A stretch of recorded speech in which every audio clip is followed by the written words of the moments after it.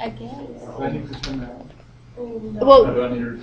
let me go ahead and press capture because Oh, it's I recording. start pretty It's fast. recording. Is it recording? I never pressed anything.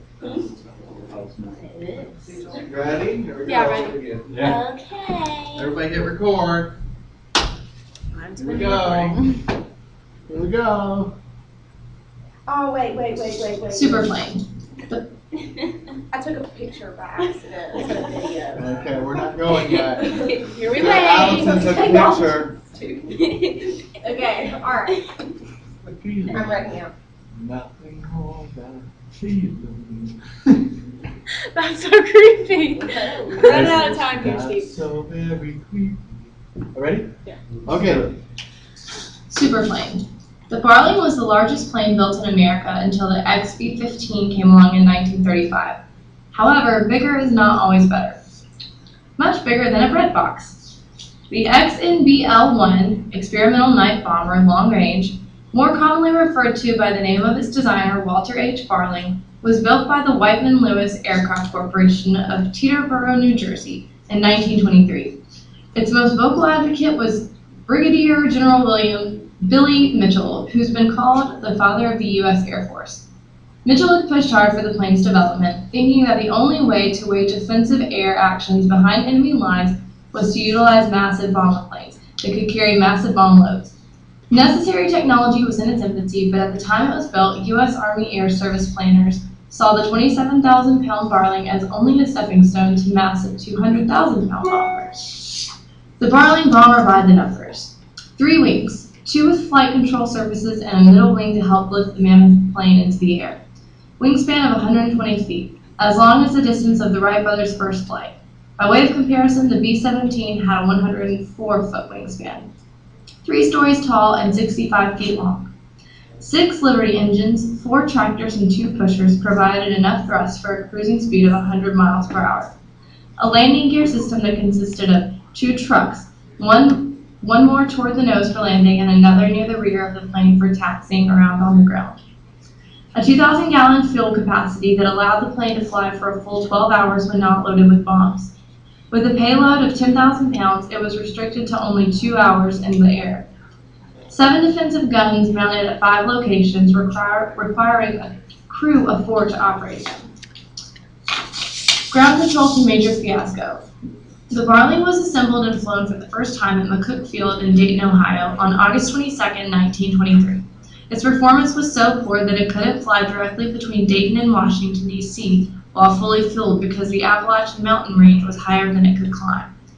When fueled and loaded with simulated bombs, it was so heavy that only 2 runways in America could support its tremendous weight without cracking and breaking. Normal hoses would have required excessively long ground delays for refueling, so large volume fuel hoses were created to fuel it faster.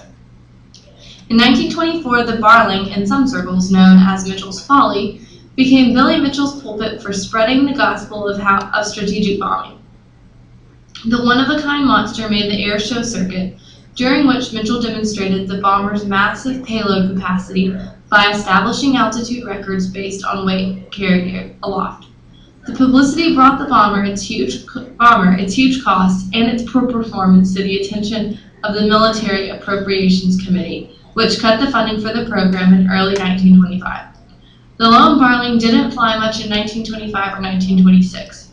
After that, it was taken apart and put away in an old storage hangar at the Wilbur Wright Field near Dayton, Ohio.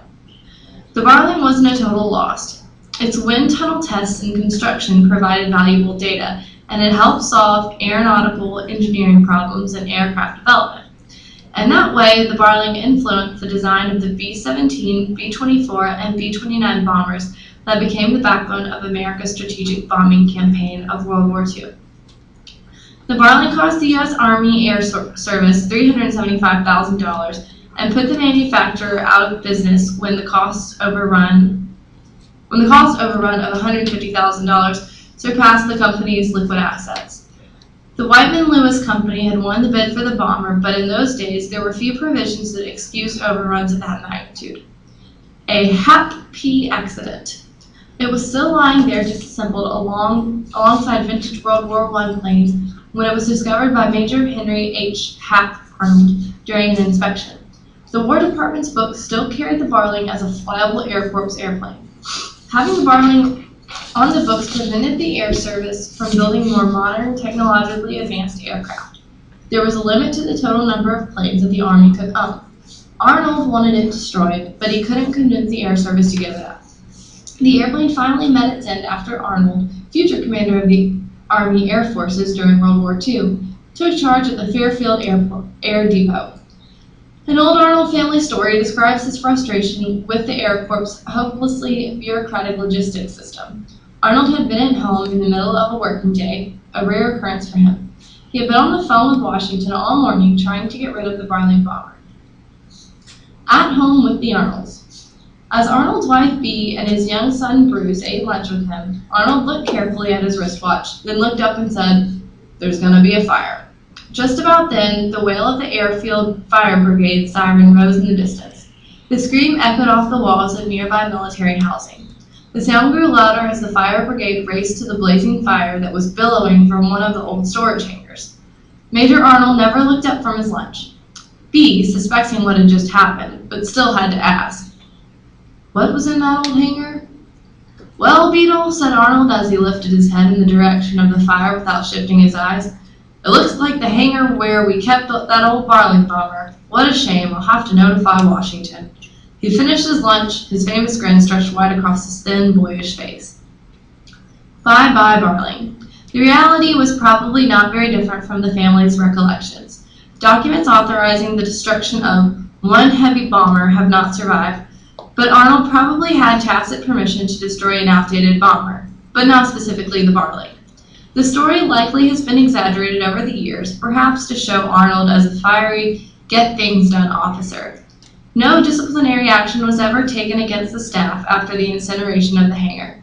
All that remains of the Barling bomber are 2 of the 10 large tires from its revolutionary landing gear, housed at the U.S. Air Force Museum at Wright-Patterson AFB near Dayton.